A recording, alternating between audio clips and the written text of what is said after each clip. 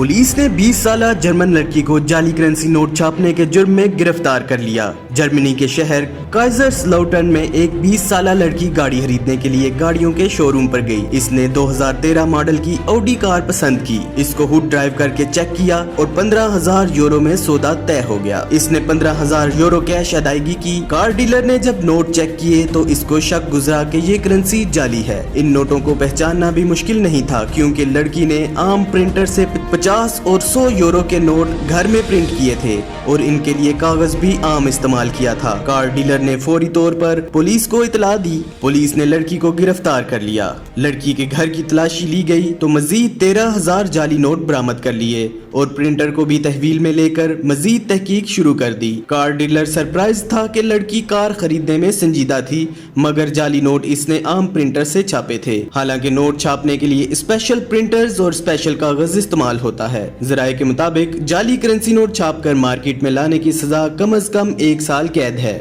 Immigration और तारकीने वतन की खबरों से बाखबर रहने के लिए हमारा YouTube चैनल सब्सक्राइब करें और बेल आइकन को क्लिक करें। ग्रैंड सिटी खारियां, घर और प्लॉट आसान एक साथ। यही तो है हमारा परफेक्ट घर।